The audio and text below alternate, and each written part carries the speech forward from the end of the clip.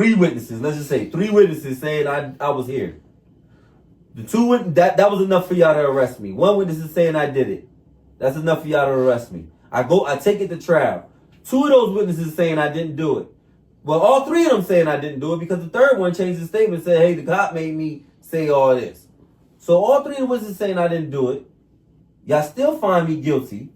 And then you telling me 2 years after y'all find me guilty, y'all find out that the murder weapon was used again after the murder and in connections 2 years later after I'm already convicted, and y'all still don't look into it and do the homework and the math. That don't make sense to me. And the murder weapon wasn't found.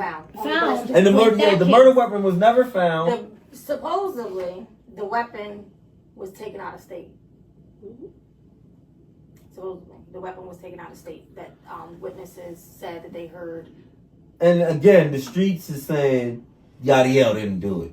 The streets, we're not gonna go too much in it because I don't get into that. But the streets is screaming names of who did it, and none of them is Yadiel. So I don't know why.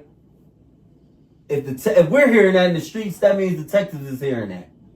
The police is hearing that. When are y'all gonna step up and do something about it? Like, it's okay. It's okay for you to make a mistake and then rectify the mistake and come forward and say, hey, look, maybe we made a mistake. Let's look at this and let's do it and fix it.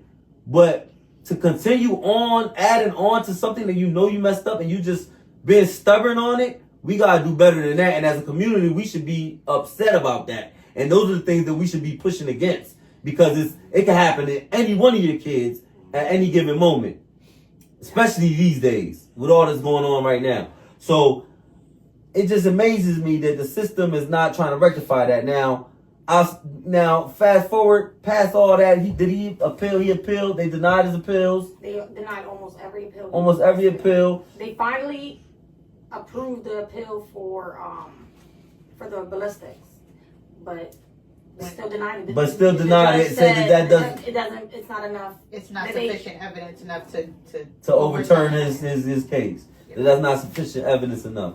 Okay, so now fast forward, we're here.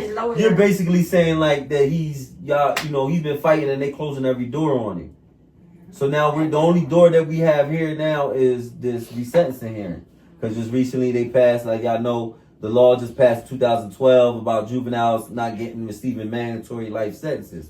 So he's getting the opportunity to come up for a resentencing here. I imagine that has to be a little difficult for the family, because it's like, y'all all reliving this and y'all don't know what's going to happen. Right. They approved that law